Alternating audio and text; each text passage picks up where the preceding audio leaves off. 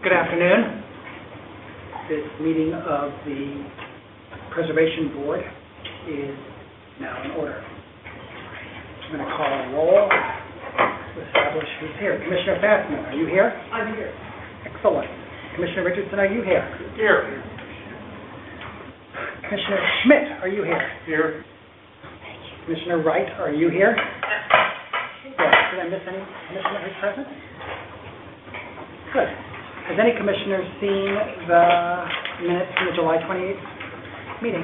Yes, and I had that one question about why we didn't indicate who was the person who abstained from it, but otherwise I agree with everything. Has that question been answered? Bob? Sorry, what was your question? I apologize. And I don't recall which one it was, but there was one of the votes where it said that someone abstained and it did not indicate the person who did that. I don't have an objection. Can I look into it for you and get back to you? Sure. That's Okay.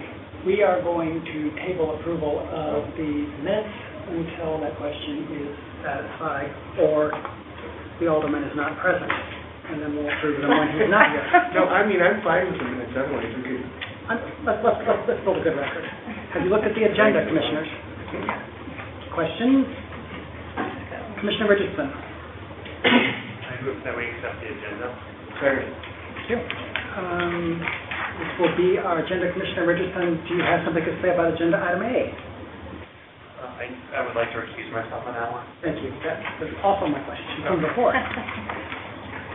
Calling agenda item A, 2350 South Grand Boulevard. Proceed, please. Body Bob, that's the staff. Tell the truth. First up, we have a prelim review for new construction of a single-story commercial at 2350 South Grand. I'll do some photographs you first here and see the plans and look at the ordinance. This is the site. It's on the east side of Grand, right near the Alps store. This is the southern edge of the Continental Historic District. Little site plan, show you where we're at, right there at Sydney and South Grand.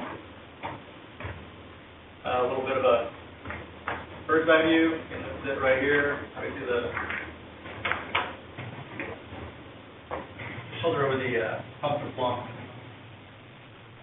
This is the likely removed, the 1960s gas station. This is your modern structure, but it's been heavily altered, and we'll get into that. Go over the ordinance. I guess the site, kind of looking north, you kind of get a sense of the scale of the historic fabric to the north of the site. Primarily 3-story brick across the street, which is actually the Shaw Historic District, looking at mostly 2-story for commercial buildings. This is looking from the site, looking south, out of the district, the Alps building, left, kind of go catty corner across, looking towards Cargo Park. Again, it's a shot of the historic fabric, looking just adjacent to the proposed site, looking to the north. This is kind of a shot looking straight down, straight up Grand, to get a sense of the scale of the historic fabric on both sides of the street.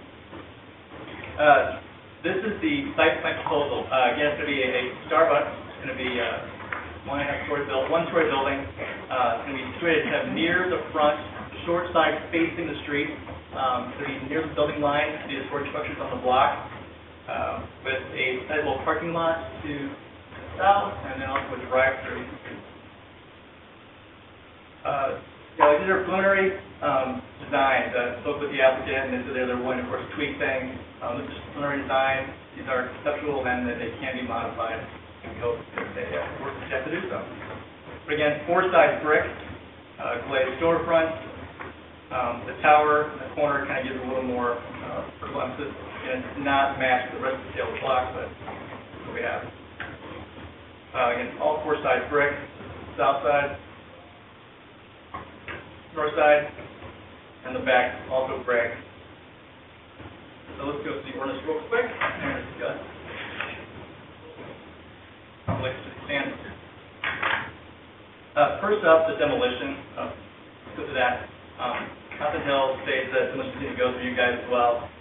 Staff feels that proposed demolition, 1960 service station, been modified heavily.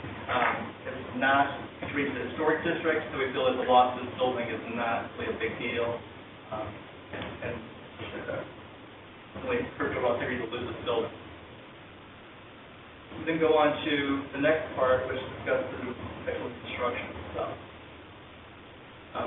First point, which really is the kind of the one that really does stick into the standards, is the overall scale and proportion of the building.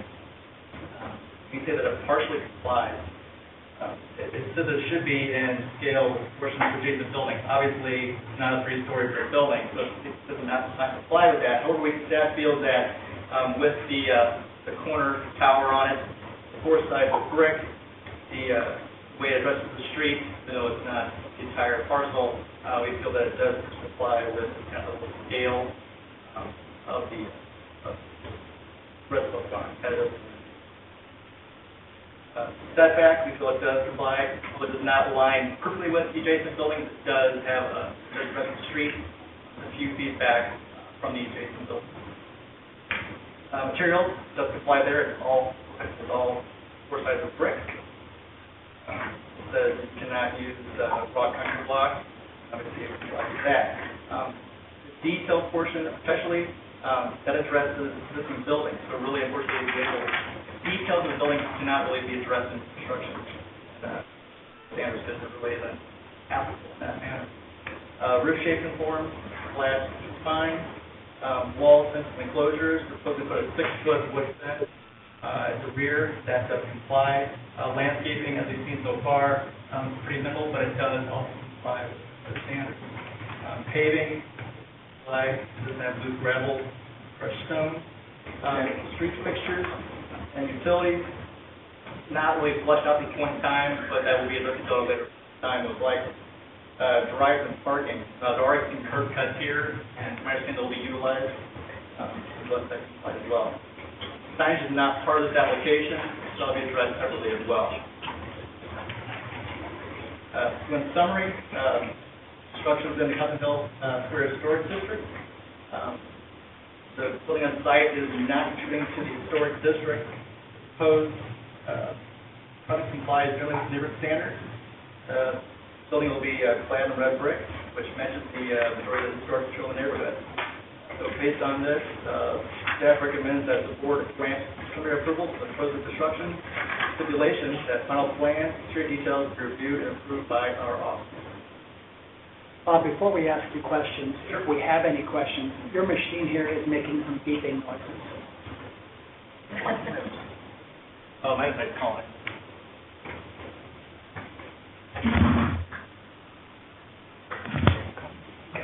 Good. Question for Bob? I do need to enter in a few things, though. Sorry.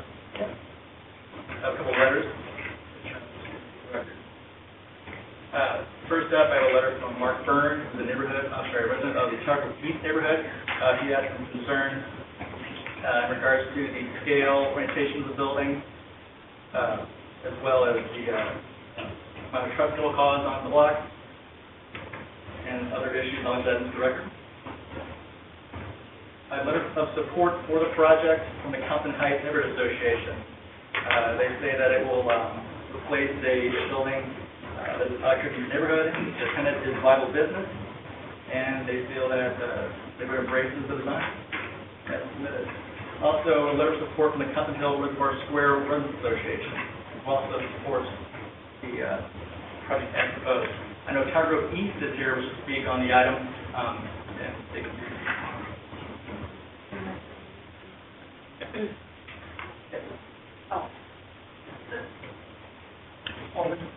So I'm having some problem with the orientation of this. Sure. On our page, it's on our page 6. Does the building sit that far back from Grand? Because you said it was similar to. As you can see, this is where the front of the building that. Okay, so that's Grand Avenue there on the Grand left? right here. Okay, This good. is Grand, this is Sydney. Okay, all right. Here's the front of the building. The historic ones are pretty much right on the sidewalk, so it does have a few feet back, but It's close. Yeah, close-ish. okay. That was my question. Thank you, sir. Further questions? Thank you.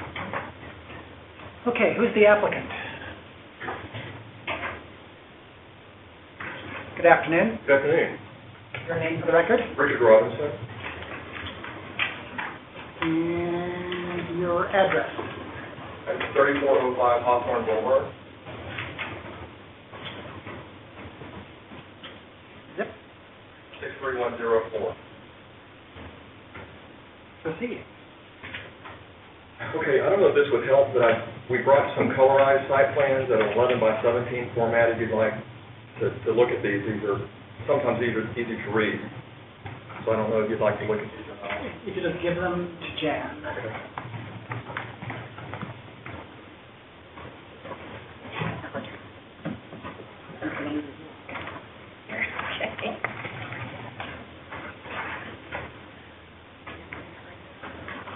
In addition, there's been an effort over the weekend to collect signatures on a letter that was actually addressed to the Board of Adjustment, which is a meeting coming up on Wednesday. But I brought the originals and copies of those letters, if you will, with almost 100 signatures, if that could be submitted. We're not nearly as cranky as the Board of Adjustment. But if you want to give the copies to Jan, that's... But I'd be glad to provide that. We're not a skeptical group at the moment. Okay. That's a good idea. Our attorney points out you could save copy fees by waving them at us now and then taking them back with you. But it's up to you. Well, I was actually looking for the map. There was a map that plotted the letters, and I'm not finding it right now. Let's try to do this one different way. Commissioners, do you have any questions for this applicant?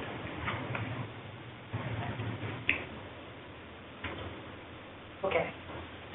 Is there anything that you'd like to tell us? Well, just that I've worked in the content aspect of it for 19 years, and frankly had just gotten tired of looking at that lot, sterilized and baked for the last 12 years, and decided to do something about it. Look at our faces. We're agreeing. We don't even live there. And so I got the property under contract and then started pursuing prospects. And Starbucks was decent if it stepped up. Did you bring those gift cards? You were right. I'm sorry? Did you bring the gift cards? No, but I can see what can be arranged. But, not for us, but thanks. In any they, I think had been wanting to be on the South Grand corridor for some time and had not been able to find the right site. One of the appeals of the site was the possibility of it accommodating a drive-through, which for them is a critical component of their business model. This is one of the few sites on South Grand that doesn't have the median in front of it, and it's got an extra wide center turn lane, which allows for fairly safe movement, or I think very safe movement in that situation. Now, I will say, and I don't think it's a purview of this body as regarding the curb cuts, or is that? That's not us. Okay, so I won't bring that up. But we've tried very hard to honor the fact that the property's in the historic district, by mimicking elements of the building across the alley to the north and the building across Grand, in using a red brick element, all four sides. Ornamental iron above the windows, the horizontal item there. Brick cornices at the cap, and stone base at the bottom of the brick columns, all of which are elements that are in the buildings that are around it. The configuration of the building, while there might be better configurations in an ideal world in order to accommodate the drive-through, it pretty much dictated this site plan, because this allowed for the most efficient use of property and allowed it to have 16 parking spaces when 15 are allowed. If the building were turned 90 degrees, it really limits the parking to about 8 spaces. Where's the bike rack going to go? The bike rack? There is one on there. There is one there at the northwest corner of the property. Okay. Right. Good. And right, that's a key element or requirement of Starbucks, and we're happy to accommodate that. In fact, I think this site is on a trail net path, so we're hoping there'll be a lot of bikers that stop by, So I'm glad you said that. I was going to take one of your parking spots away. Well, that has been suggested. You mean as far as moving the bike rack? Just make sure that there isn't. Or you mean if there weren't ones already there, you were in that one? Well, we've handled that. You have. One of the things that the residents have particularly liked, let me mention a number of things the residents immediately around there that will be most impacted by the project have mentioned that they like. One in particular is right now, there is access between this lot and the alley. For the eastern two-thirds of the north boundary, there's a retaining wall, but it tapers to the first third or the front third of the property. You can cross over to the alley, and right now that causes some traffic, of non-residents on the alley. So they like the fact that this site's going to improve that situation by curbing off that north boundary, so there's no crossover traffic between this site and the boundary and the alley. In addition, right now, the site's 100% asphalt and rooftop. There's no impervious surface at all at this point. One of the key elements is the 10-foot landscaping strip, the entire east boundary of the property. Right now, there's a retaining wall of about 4 feet, concrete retaining wall of about 4 feet in height, about 2 feet inside the property line. We're going to add another 8 foot of planter bed with a treescape all along. And we haven't done the landscaping plan or anything of that nature, but, I can easily see the ivy on the upper terrace just cascading over the retaining wall all the way and creating a real green wall. Tony, was that going to be your question? No. Okay, hold on one second. Your question.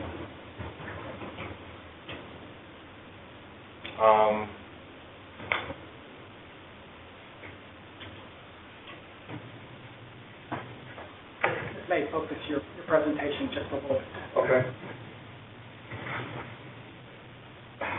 So, given the orientation of the building,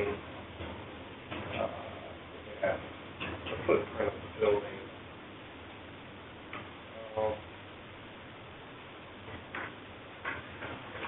seems to be a bit more advantageous for the long side of the building to front Grand Boulevard, apartment going to the rear.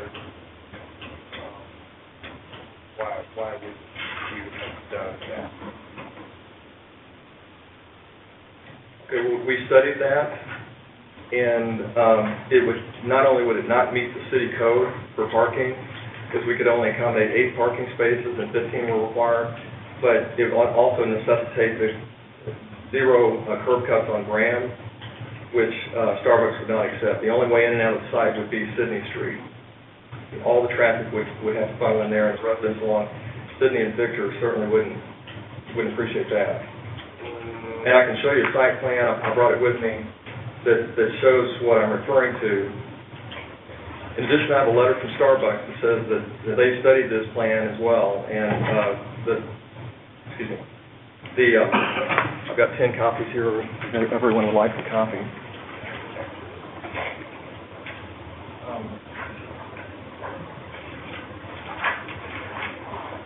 And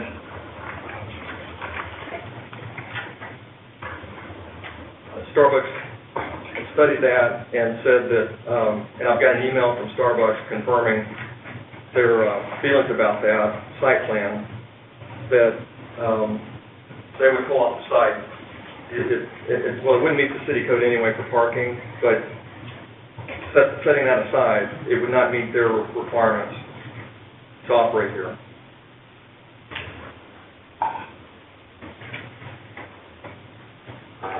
This plan is not. It's just right. That plan right there is.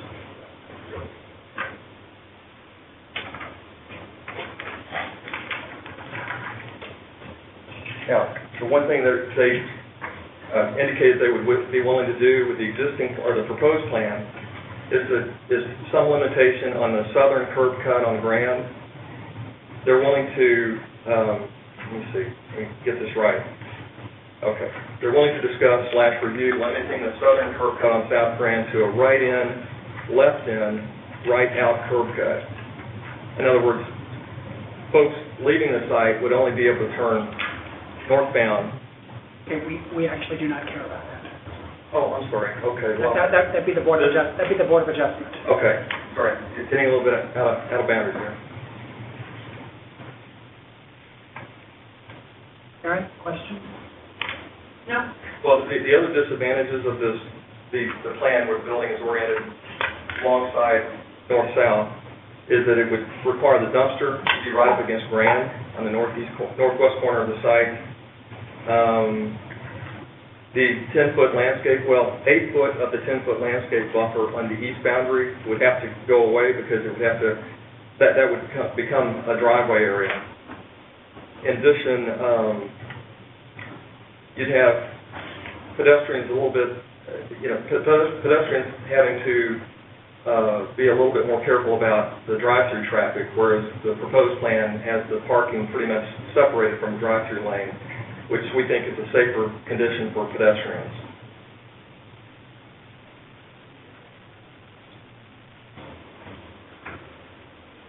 Right. Well, the other thing that I think is a disadvantage of this plan is that it would put the outdoor patio away from, our proposed plan has the outdoor patio attached to the grand public sidewalk. So you've got, sidewalk to patio. This would separate those two, and we think it's a better urban element to have the outdoor patio right up against the urban sidewalk there on Grand. Just a better feel about it.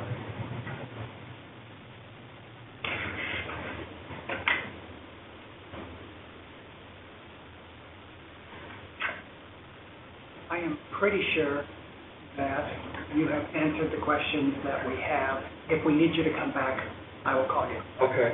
And if you need any more technical engineering or architectural questions, the project architect and engineer are here. Is that Brandon Hart? Yes.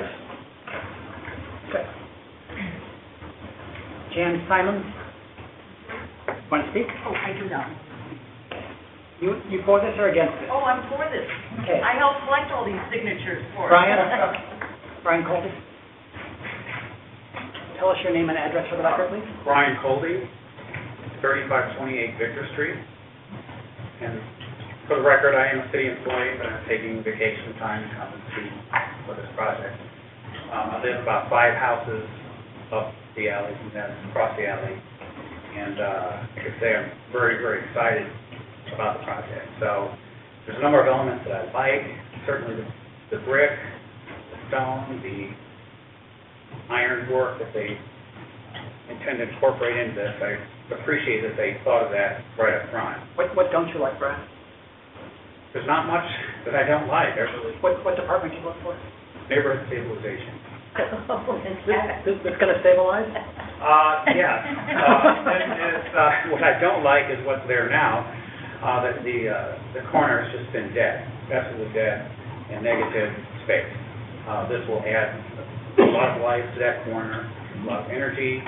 The building is a pretty urban type of building, even with this orientation. So I'm happy with that personally. I appreciate that developers willing to do this landscaping buffer to help with that property that sits fairly close to it, very close to it. They will have a much better view now than they do in the future than they do now, which is with the back or roof of this old gas station. So I'm happy with that situation. Seating along Grand, pretty happy with that too. So just in general, I'm very excited about the project and hope that we will. Brian, if you talk to them, explain the city's monarch butterfly gardens to them. Right. That'd be a good thing. No belief in monarch, absolutely, yeah. Questions for Brian? Thank you, sir. Ann? How are you? Fine. Ann Hour, 3501 Juniata, 63118. I am the past president of the Tower Grove East Neighborhood Association. Our letter was supposed to be emailed to Jan today, but somehow it's in cyberspace. So I'm just here kind of stating our position. We do support the project. However, we do have some concerns, some of which may not be the purview of this committee regarding the positioning of some of the speakers for the drive-through, the lighting, et cetera. we'll take those up with the appropriate department.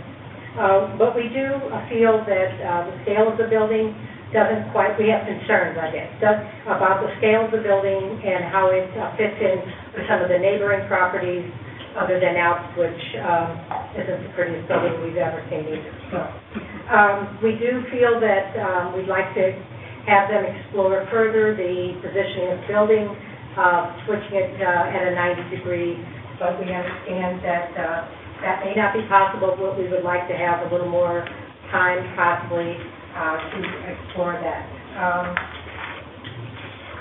I think that was really about it. We do recognize this has been a very derelict corner for a long time, and but we just would like to have some of those things taken into consideration. And do you drink a lot of coffee? Do you drink a lot of coffee? Not Starbucks, no. Okay. Thank you. Commissioner, further questions? Let's have a motion then. Commissioner Schmidt?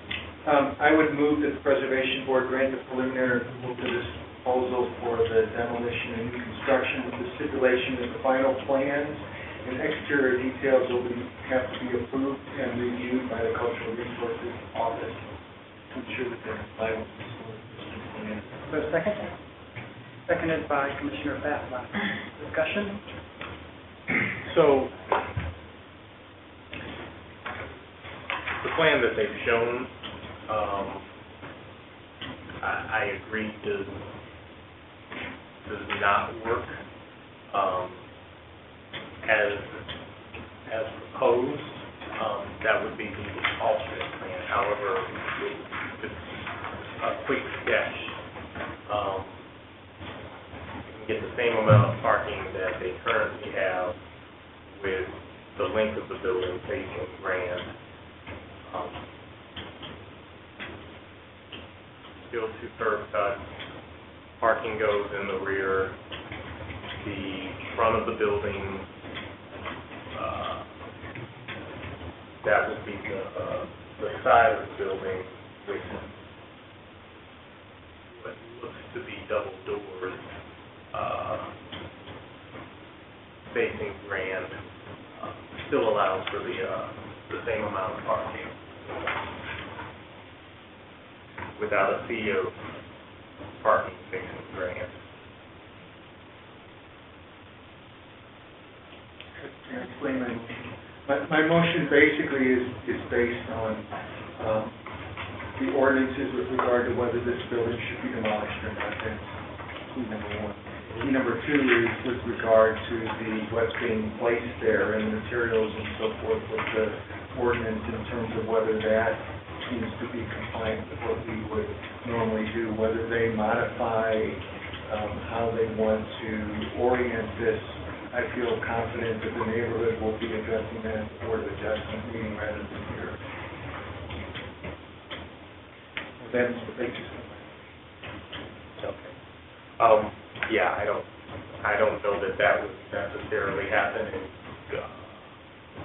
quite often previously the board has recommended how we face buildings on major streets so that that does not fall into practice. No, and I understand that. I think it's a worthy goal. I would mention that it's always difficult with these because if you're, putting the traffic out in the back, that's a Board of Adjustment issue with the neighbor next door, a lot of issues with regard to all of that. So they may or may not be, as Ms. Howard indicated, able to reorient that. And the motion would also allow for space on the historic nature of this district for cultural resources to still weigh in on that. But if it's not a historic aspect, we really don't have any business in that portion.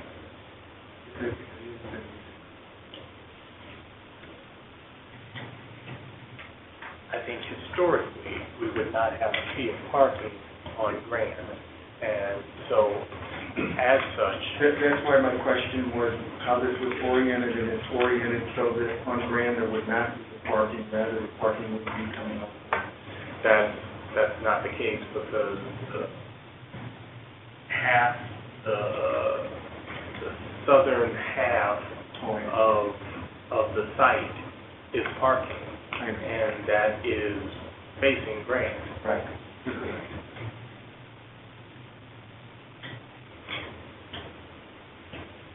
So,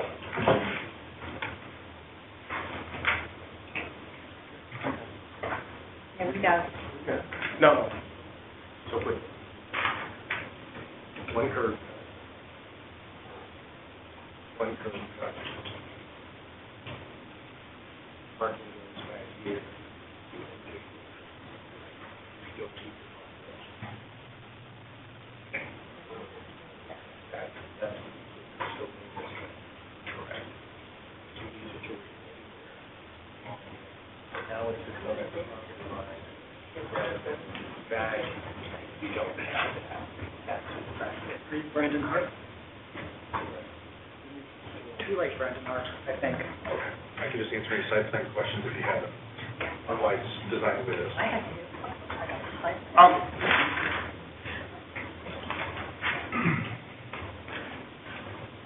There's a motion on the floor. It's been made and seconded. All those in favor of the motion signify by saying aye. Aye. Opposed? Opposed? Motion carries.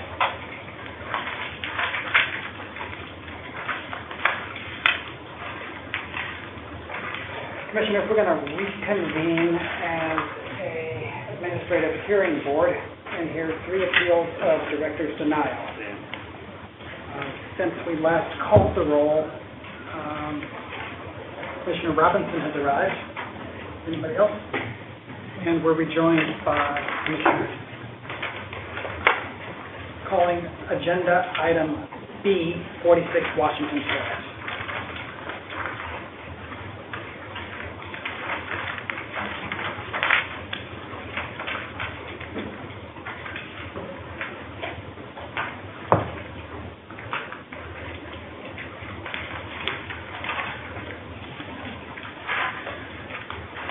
I'm Andrea Gagan, and I'm a profession planner with the Culture Research Office. Thanks for your help.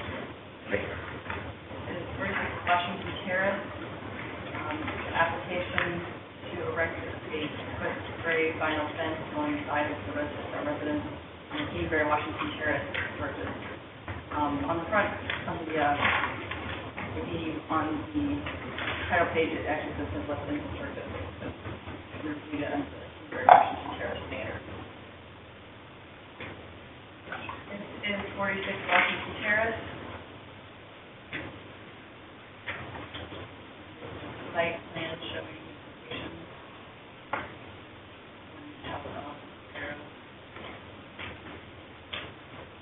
This is a strip of where the fence is going, which it will be along this line of the driveway. Currently, there's a chain link fence, which you can't really see, broke on fence, however, that's way after installed. But it is fairly visible from the street.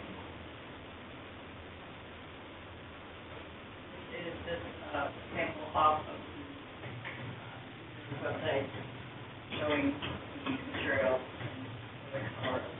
This is not designed here.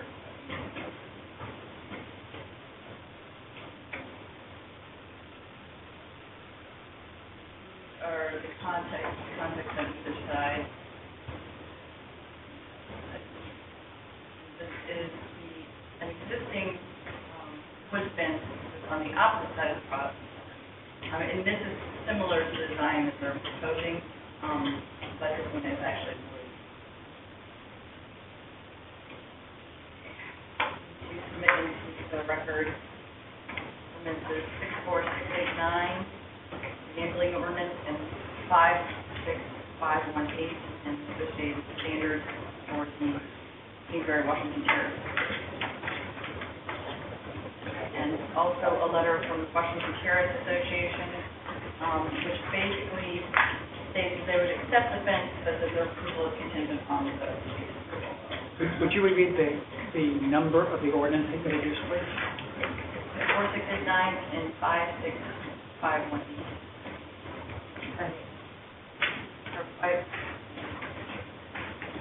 Actually, I think, or just wrote it. And, that's,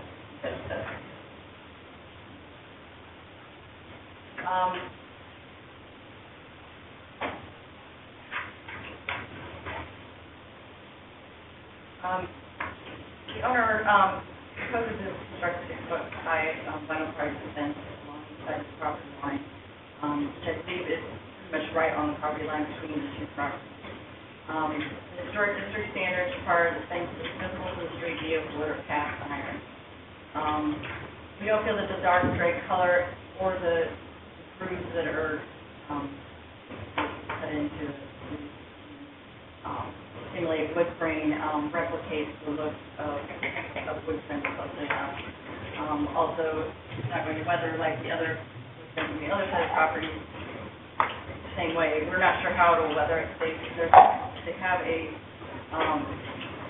warranty against fading, but with the new material, it's hard to say how that's going to look here. So I'm basically, and it will also be more visible than the existing chain link because that vegetation will be removed that is growing into the fence. So it will be much more visible than that chain.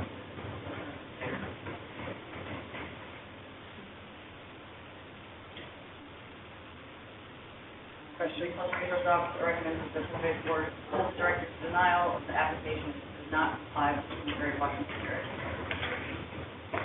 Questions? Thank you. Who's the appellant? Over there, please. Richard Luce, I'm with the fencing company that proposed this product.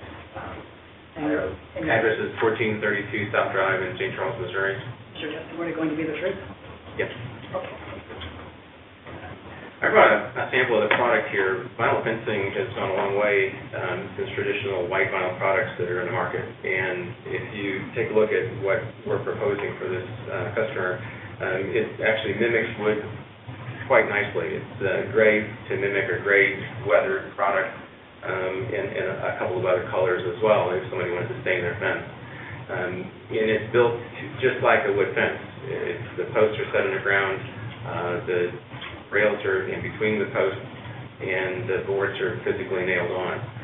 So the company that designed this product designed it to look like a wood fence because of these situations like this where people want the maintenance-free aspects of fencing and are willing, obviously, to pay for it, but don't want to maintain their product. And so this is, if I can pass this along and the board can take a look at it.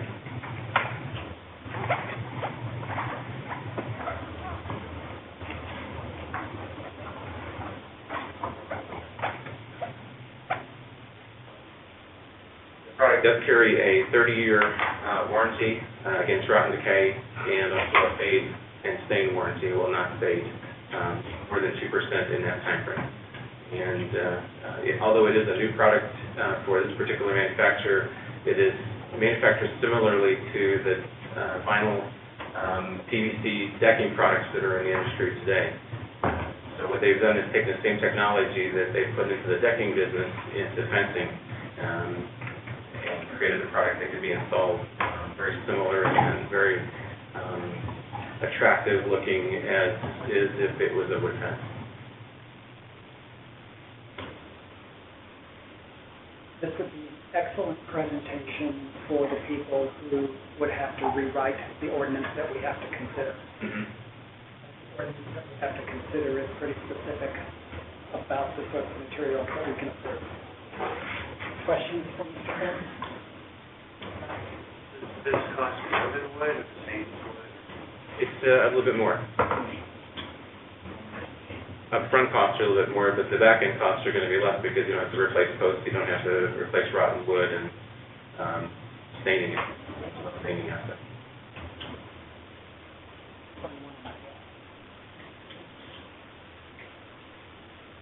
Questions?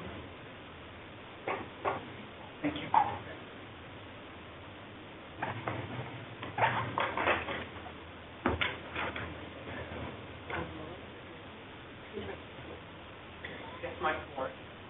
I was afraid it was Mike Wood. And that was going to be a huge problem. Go over there and talk. Good evening. My name is Mike Ward. I'm the homeowner with my wife at number 48 Washington Terrace.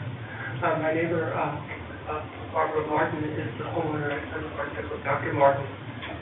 Will your testimony be the truth? Yes, sir. Okay. We had, Mrs. Martin, Dr. and Mrs. Martin are arranging to redo the fence around their home. They, this summer, with Mr. Lusa, they had installed a new cedar fence in the front of their home. They intend to stain that gray to match the existing wood fence that's on the other sides of their home. They approached us, my wife and I, about the common fence that exists between number 46 and number 48. The common fence actually rests within our property line, but we agreed to propose a joint fence, a joint project for two homes. We had asked the market to consider a vinyl fence when Mr. Lusa had offered the Inwood product. And the reason was that it looks like a wood product, and it's a permanent product that will not degrade or not deteriorate, not change in color over time. There are many wood fences on our street, including in the alley and adjoining the street, that have deteriorated in a rather bad condition. And although we understand the ordinance requires a cast iron or a wood fence, in many ways, the existing wood fences in the neighborhood are not very attractive and are deteriorating in quality. And our thought was that the Inwood fence, which would exist between our mutual properties, would be permanent and would be attractive, never degrade, never deteriorate, never create a bad impression for the neighborhood. And further, the way the fence is situated, it is only slightly visible or barely visible from the street, which is a component of the ordinance. The ordinance says it has to be either wood or stone or cast iron if it's visible from the street. There's a component of the fence that the Martins with their driveway gate that's a cast iron fence that will not be replaced. The Inwood fence will begin at the end of the cast iron fence and will run from where their gate begins into the alley. So from that point, the existing cast iron fence that supports the Martin's gate will remain in place.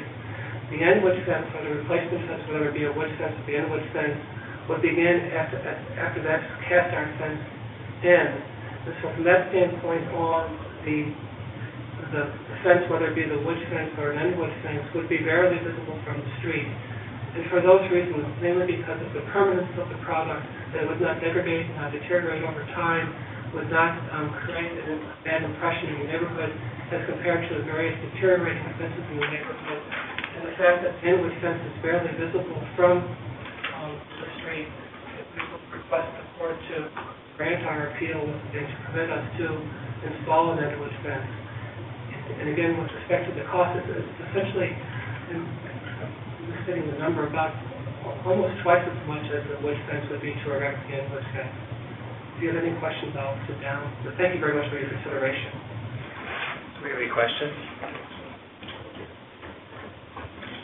Yes, Mr. Ward, good to see you, Yes. by the way. So, are you saying that this fence is not visible at all from the street? Barely visible. Can we show that slide again? If you really, if you go back to the slide, if you're saying, Greenery. slide that shows the front. Yes.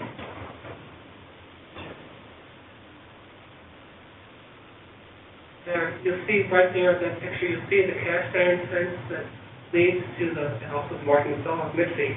You'll see the cast iron fence. There's sort of a 90-degree angle that frames the Martin's driveway with the existing chain link fence that runs our house on 40. And so the cast iron fence there that will remain in place. And beyond the cast iron fence is the existing chain link fence that runs from the end of the cast iron fence to the alley. Down here and going back? Yes, that's the cast iron fence. And then once you get beyond the cast iron fence, then there's the chain link fence that exists there. And that would be what would be replaced by the Inwood fence. And it's very hard to see that fence from the street. And granted, there is foliage that over time, that for privacy and other reasons, there's a lot of greenery or whatever plants, things that cover up many parts of the existing chain link fence. And it's the intention to remove all that growth to install the end-wood fence. So the new fence would not have greenery on it. It would be, it's possible that the new fence would be more visible from the street, but still it would be beyond the existing cast iron fence before you would get to the end-wood fence. So again, we believe that it would be only barely visible from the street if visible, based on how it's situated on the property line. If you have the existing cast iron fence, then beyond that you would have the replacement fence.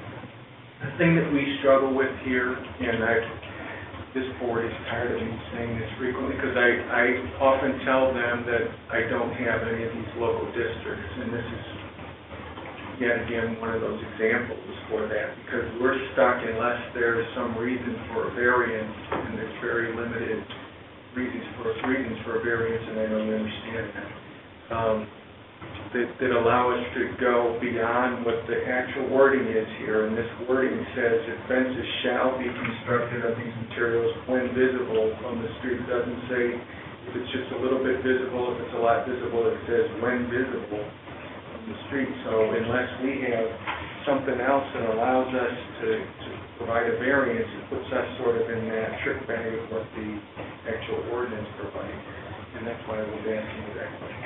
Yeah, we believe that it's barely visible. I think I would have to confess that it would be visible somewhat, but only barely. Because you're under.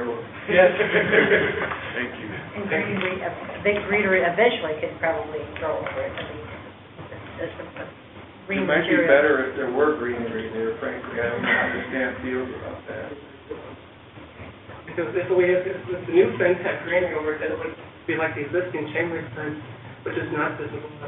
Presently, you cannot receive a chain link fence because of the greenery. And so that fence is all but invisible. But the same would be true, I guess, of the end-wood fence. If the greenery over time would make that fence invisible too, but not immediately. Yeah, since the chain link fence has been grandfathered in, obviously it was there before the ordinance was is there a reason that you want to tear it down? I mean, it seems fine to me just from here. No, That's great.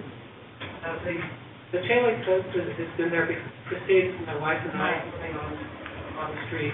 I think it's preceded when Dr. and Mrs. Martin moved into the street as well, so the fence is very old.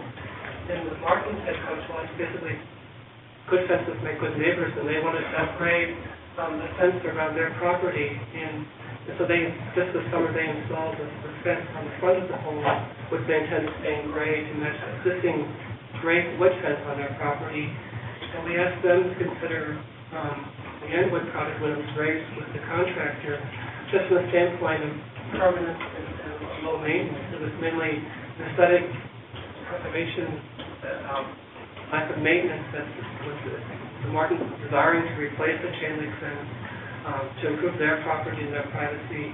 We had asked them if they would consider the end-wood product because of its permanent nature, its lack of degradation, that it would maintain everything would be maintained over time, whereas we know from the street that unless people maintain their wood fences, they deteriorate, they change in color, they degrade, they deteriorate, they rot. You know, we have on our alley and on the street, you can see any number of instances where homes had old wood fences and that they are in various states of repair. We have one home that has a pristine fence that's 8 years old or more that looks like it's brand new. But then we have others where we have wood fences which are in rather poor states of repair. So when the Martins had approached us about replacing the common fence between our properties, we had asked them to consider the end-wood product when it had been suggested by the contractor because of its permanent nature and lack of deterioration, lack of degradation, and so forth. So that's where we are. Bill, any further questions? Commissioner Robinson? Commissioner Wright? We have a motion? Thank you. Oh, are there any other speakers for this item? No, there are not. Do we have a motion?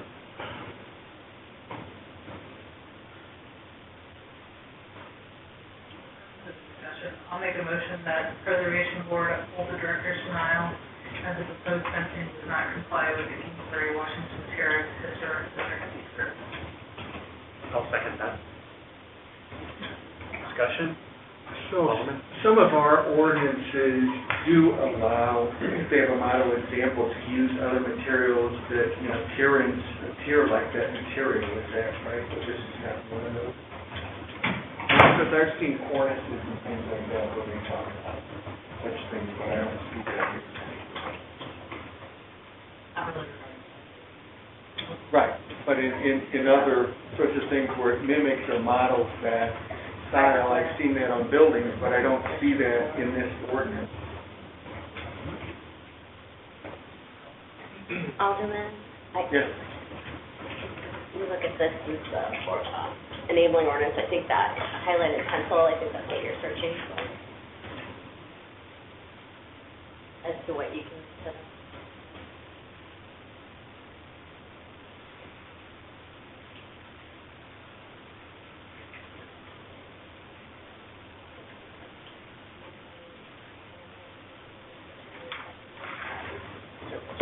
Right, I think the standards are set out pretty well. Yeah. And I think we have the opposite situation here. We don't really have grounds for a variance because it's actually going to cost more to build this fence than the wood one, so we're going the opposite way. Anyone else with further discussion? One suggestion, I would keep the chain link fence and get the ordinance changed, because it's such a good product. I mean, I agree, you know, we've used it in Calhoun County and the country, it's really good. Yeah, that is a solution. A solution would be to wait and then to propose an ordinance amendment that gets adopted and then come back. There wouldn't be an issue, you wouldn't have an issue with staff, again, if it said the acceptable material was this material. Okay, can we do, are we ready to vote? Want to call the roll, resolution? Or want to do it orally? Commissioner Robinson? Yes. You're voting to, that's a yes to uphold staff's denial, correct? Correct. Commissioner Wright? Yes. Commissioner Fathom? Yes. Alderman Schmidt? Aye. And Commissioner Richardson. Commissioner Richardson votes yes as well. So that's 5 to uphold the staff's denial. Staff Get it denial- changed, and we'll have a party here. Staff denial is upheld. We're going to take a 5-minute break.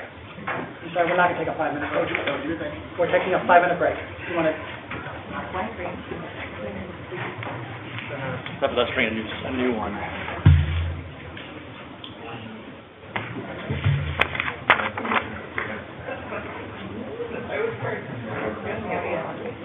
Wow, that's fantastic. Yeah, I don't know how to stop it, so keep going. Okay. Let's just take us on. Really? So you think it's a girl? It is a girl. Oh, well, then, Yeah. I'm right there with science. Yes. I just don't think I showed. Is that based upon your food preferences? No, the way she's carrying it. The way you're carrying it? Yeah. I lost weight beginning, so, because nothing sounds. This weather keeps up, so I lose more. Yeah. It's like a song. It doesn't sound so hard afterwards.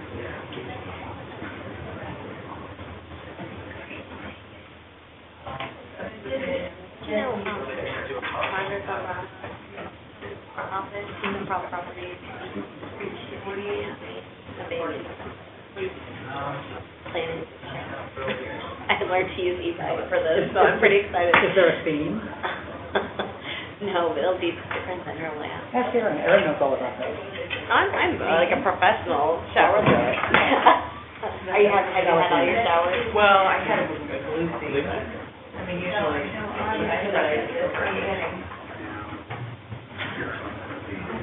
Are you a first daughter or a second daughter? I'm the only daughter. So you're the first and only daughter? Yeah. So the as yet unnamed second daughter is Yeah. going to be wearing all Lucy's clothes Yeah. and Lucy's stuff. That always endears a little sister to a big sister. Well, I was sewing, I've kind of become a student maker, so I've been making something. We can show them. They have to be in the package. How long does it take them to destroy?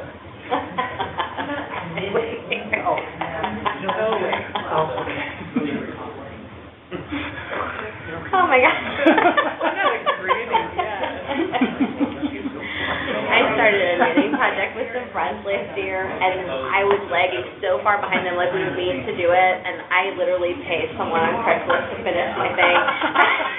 I pretended that I finished it at home. It was so sad. Like, okay, mine's done.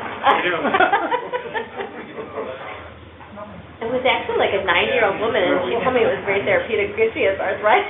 She has to keep moving her fingers. But if I ever had anything else, it was under the way. You know, you would think that. Oh, really? Yeah, she said she has to keep moving them or they will like lock like that. I said, keep knitting, big granny.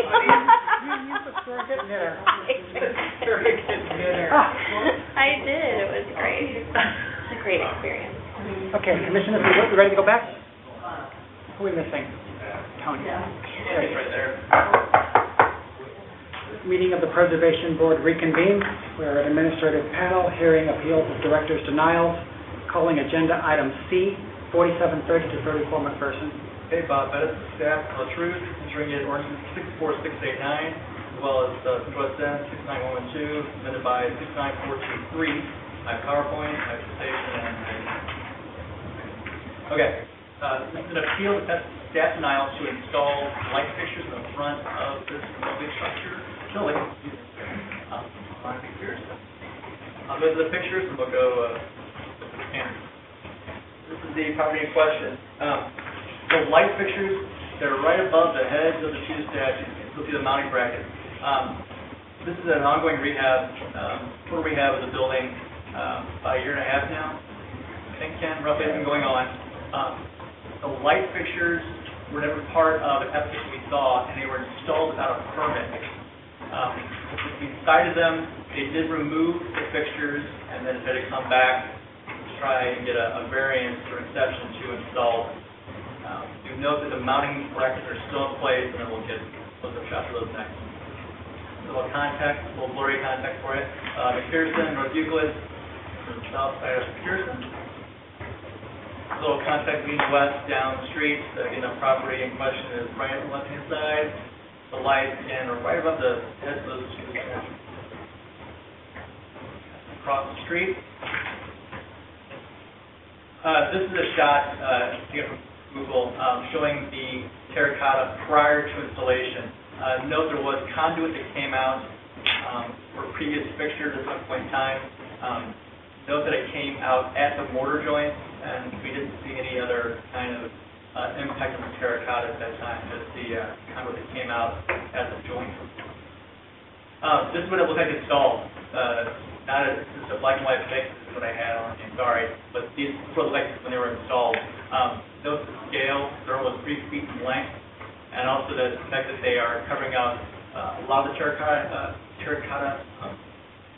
work on the entrance. At left again shows the detail of what the proposed light looks like. Again, right, this shows it prior to the alteration. These are the mounting brackets that are there. Beyond the fact about the styling, the size of the fixture, there's now been 4 holes built into terracotta on 2 separate locations now. So now, not that the terracotta was pristine, we have little chips out of it here and there, but now we have 4 holes with the terracotta, which supports this large mounting bracket, which in turn supports the very large light fixture. You can see the original conduit below. You can see the little white dots kind of filled in that. I'm pretty sure it was the original conduit hole prior. There's also a new conduit hole that's drilled in here. It may be hard to see on there, but there has been additional chipping of the terracotta to incorporate that new conduit that's ran. There are other fixtures in the area. This is on the same block. I want to make note of the location of it. We don't know what's put in. We're not sure of the date of it.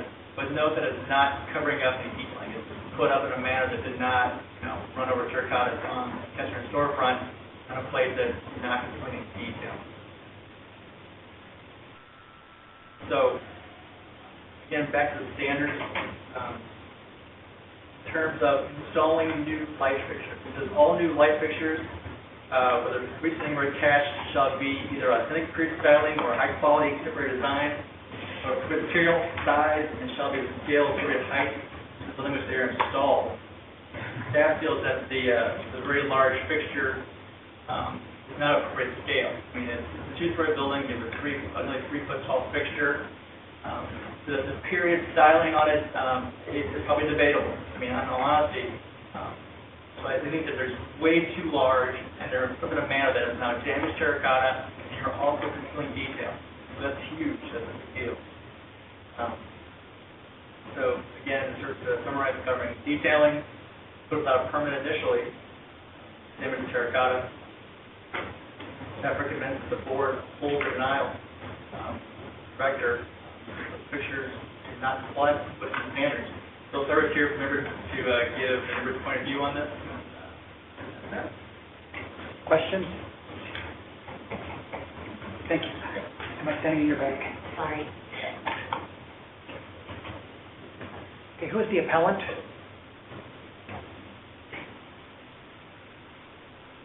Good afternoon, thank you for your patience. Thank you. Your name, please? My name is Ken Fowler. I'm the general manager at Champagne Embellishments. Your address?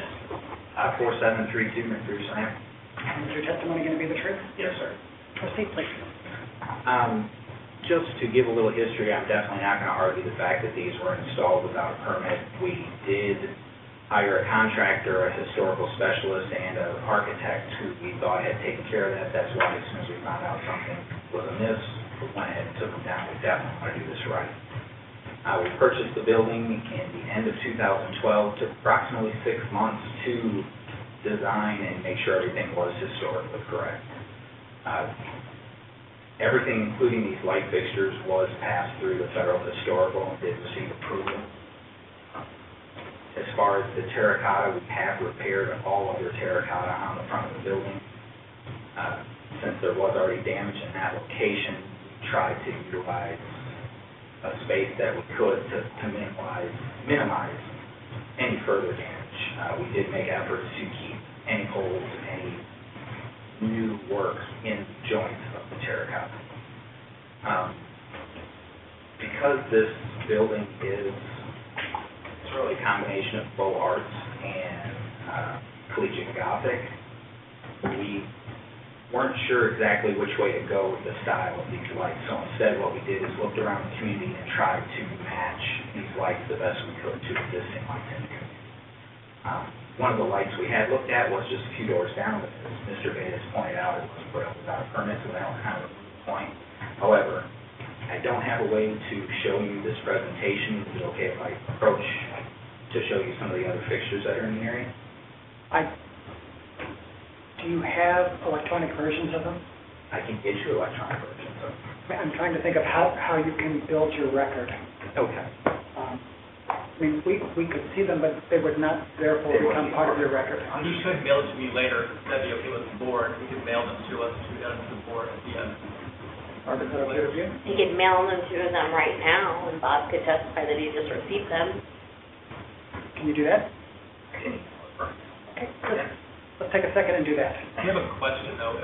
What is the rationale for the lighting? Do you feel you need the lighting? Is it that the space is so dark? What is the rationale? The rationale is that we did have existing holes on the front of the building, and that there must have been lighting there before.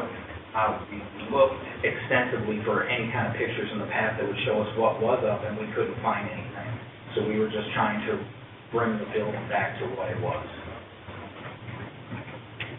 No. Thank you.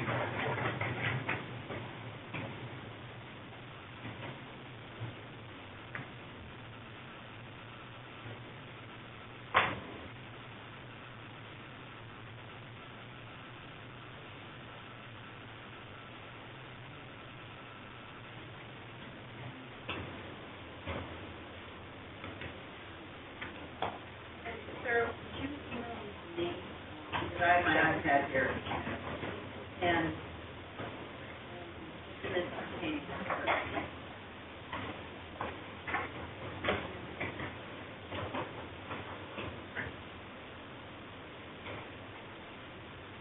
in the olden days, Bob, we had to get a goose and then take the quills out and then dip them in the ink and do the drawings that way.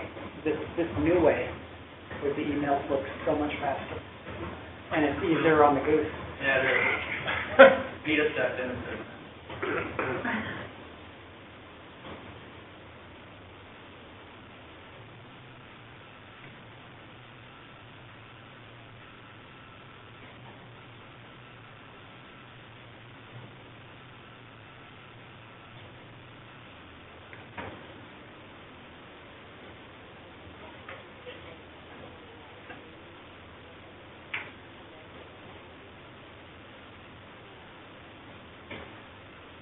Jen, is that working? Yes.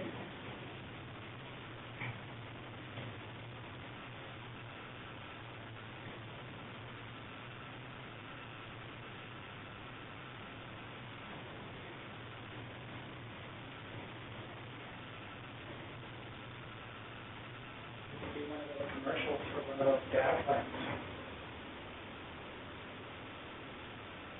Imagine the audience would be fairly limited. The number of preservation board members looking for a new ISP.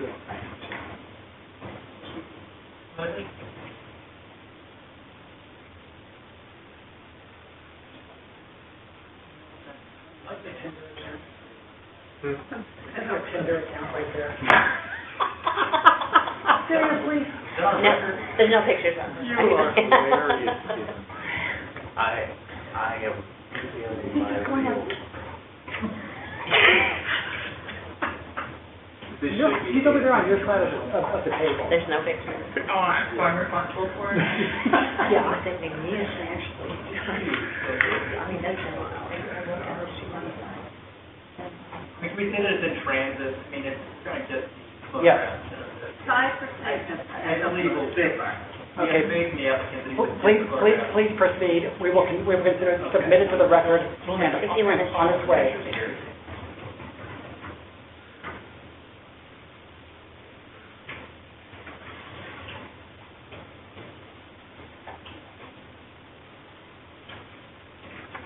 Here's, should I do each light individually and then come back, or just, because this is the light that's just around the corner. It's actually at Dressels. It's actually 36 inches in height. It also has the dome top, acorn finial, And how tall? 34. Seems like one of the big points is that It's proportionate. well, can it have an arm so that it's not covering up a bunch of terracotta? Terracotta, I mean, it's fully ornate, which is on. Have you thought about aligning from the inside, from another, under the arch and out? Because I think it looks nice without a light fixture myself, and that one picture that they had from the alteration. No, that wasn't discussed. Good. There is one, yes, there is one light in the well. Because I walk by there all the time. And this one is over on Maryland, it's a different style, but this one is approximately 42 inches tall. And again, on a two-story building, we're talking about proportion. And one of the big things that we really looked at was the signature lights in the Central West End, and tried to find something that mirrored that look as best as possible. Again, we spent a lot of time and effort. We really wanted to do things right by this building. We do feel that it's a true jewel. I think you probably have picked the correct style. I think the question remains the size. Okay. Well, and again, these other pictures that I showed, lights that do exist, are actually larger in size than the one that we picked, which is in question.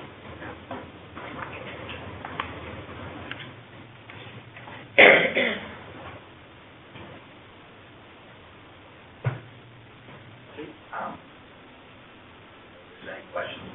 Commissioner?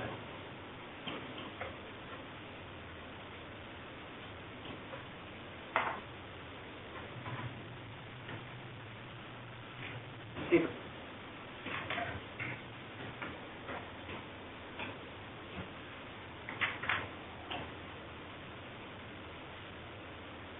My name is William Seibert.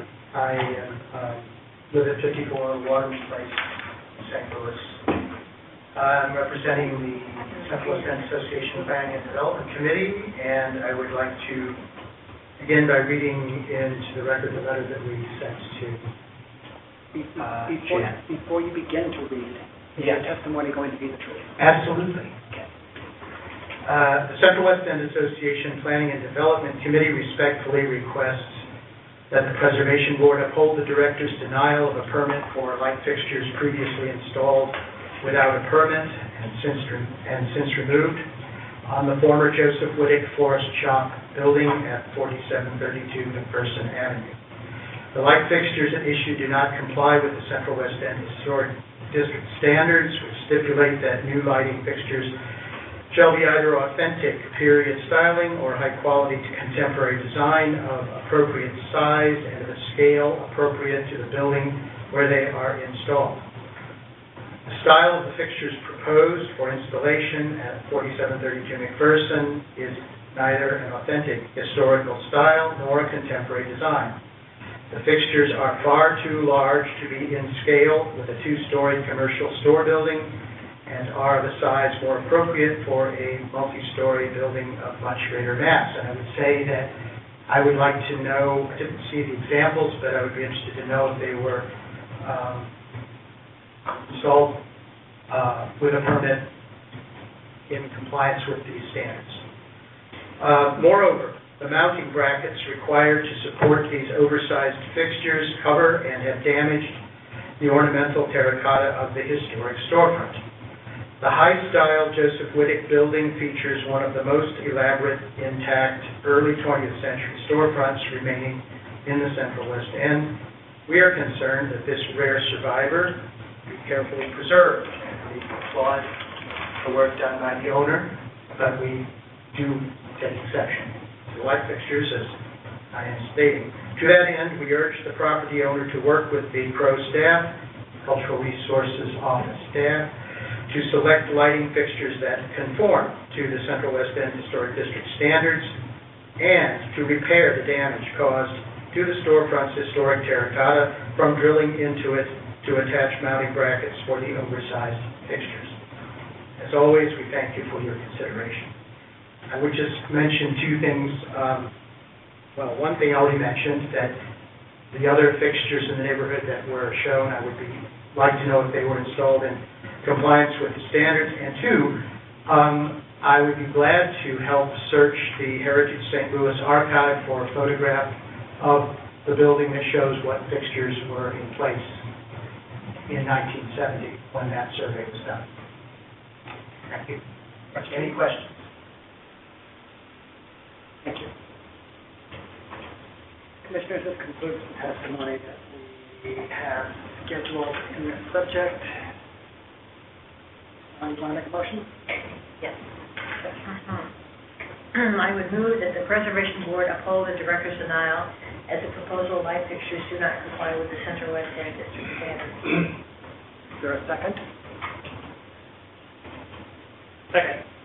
Commissioner Richardson, second. Discussion? One thing I'd like to say, just looking at it in general, I've always liked the statues out front. It's a great building. And you were talking about the fact that there was conduit there, so that's why you knew that there was a light fixture. To me, it looks like it's in a funny position. Maybe that wasn't original. Maybe somebody, again, did it back in the 70s or what, I don't know. And I'm just thinking about another light solution, again, from inside. It's a wonderful building, but they look kind of like they're tacked on. I don't know how to describe it. It's just, just because I just like, it's more elegant. So that's my take. Could I just add one more thing? No, I think. Okay. Although, if this becomes contentious, I'll call on one of you. Further comments? Further discussion? It's an issue of wanting to have more light. I think that the light in the vestibule could be made larger, or, fixture similar to this one that's up shown right now with an arm, so that it's away from your terracotta. Terracotta can be repaired. It seems like those are some other solutions that could be Good one. good.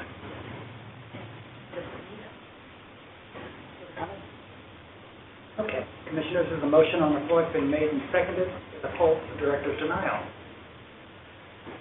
I'll call a roll. Commissioner Wright? Vote yes or no? Yes. Commissioner Schmidt, you vote yes or no? Commissioner Richardson, you vote yes or no? Yes. Commissioner Robinson, yes or no? Yes. Commissioner Fastman, yes or no? Yes. The ayes have it, the director's denial is upheld. Calling agenda item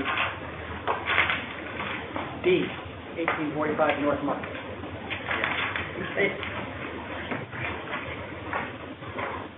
Hi, Bob Evans. Telling the truth. Still under oath. Under 64689 and I believe 64832 are my witnesses that I'm seeing in the record in my car. Excellent. This is an appeal denial to demolish a building in the Clemens House Community Brewery National Historic District.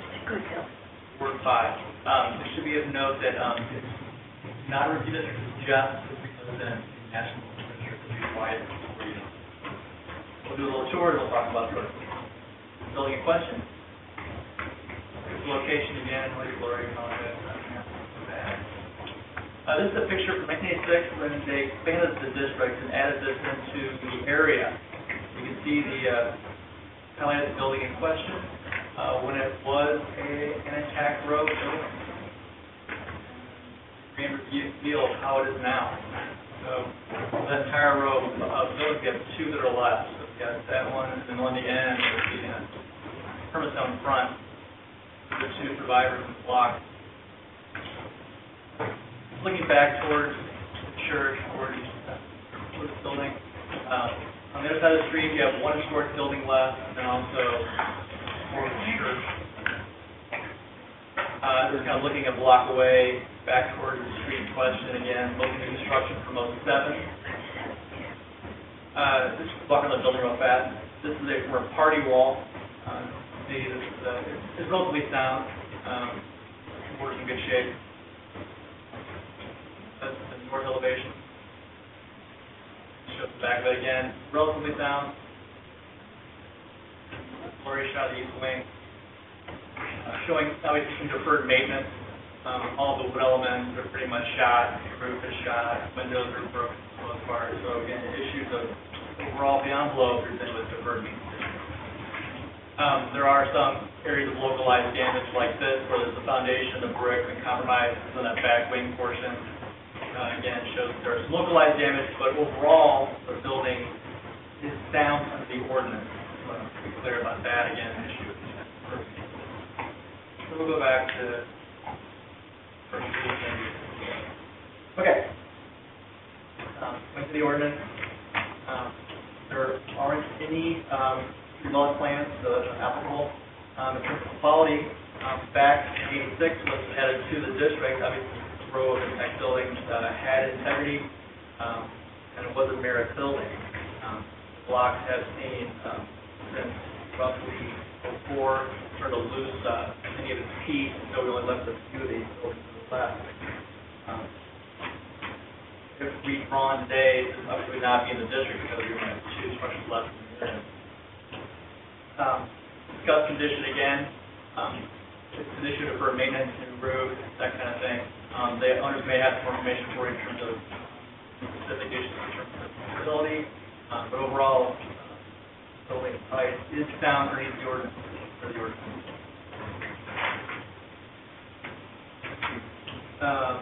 The ordinance, it's only attached to the building, so it's not applicable. In terms of reuse and neighborhood effect, it would be hard to argue that this is effect if we demolish it would affect the overall neighborhood, given there's currently two stores on the left side of the block, and also given all the new construction on that side of the street. The reuse potential, it is in a historic district, it is eligible for credit, but again,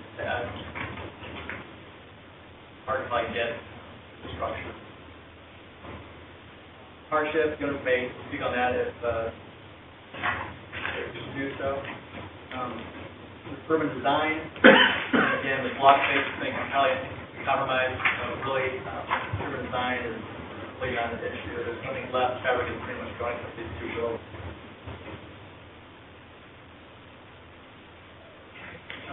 In terms of proposed construction, the owners, I believe, are using the side yard, so there's no new construction being proposed. Company controlled property is not applicable, so accessory structures is not applicable. So just to wrap up, the building is a great resource to the House Canoe Brewery National Historic District, as a merit building under the ordinance 60689. The building stands in a portion of the district that no longer has heritage and is not in a review district. So it does appear sound in the ordinance, being as the issue is deferred maintenance. As an historic district, and of course there are federal and state credit available. We have and the block is mostly gone. Purchase the building. The idea of demolishing the structure. It's been vacant since at least 07, probably longer. They may get moved. So again, it's probably a merit buffering structure. The block may be gone. So the board, staff recommends that the board finds that technical treatment exists, no return, denial, demolition, relocation, right, for 1845 work months. Yeah, I've gone through it. Lost contact. Lost contact. I just looked it up before.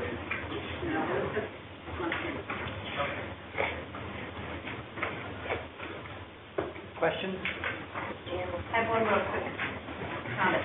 This was originally, To keep the record intact. written up by, James Cameron Cultural Resources, I promise it's on the truth. This was originally written up by our director, Betsy Bradley, who's here this evening. However, you know that we never come to you and ask for these kinds of demolitions. The fact is that the historic district is gone here.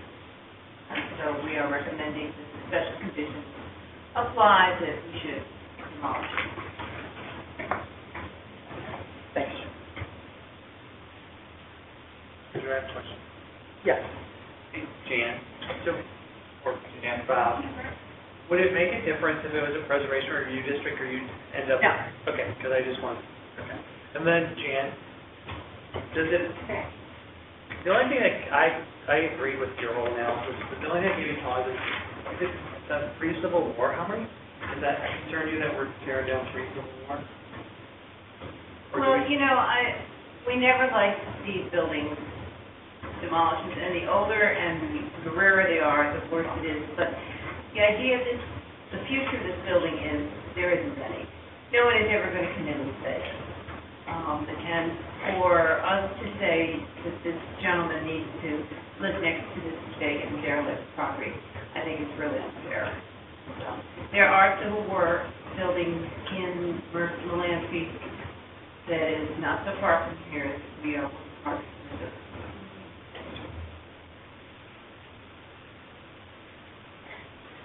Okay, presenting the appellant's case, I have a couple and a demolition contractor, it looks like. You all are welcome to arrange yourself in any order that you want to do that. For the record, though, I'll need your name and address. Okay. My name is Kelly Flynn. My husband Willie Flynn. We reside in the property to the left, which is 1847 North Market. Is your testimony going to be the truth? Yes. Have you heard the staff's recommendation to us that we overturn the director's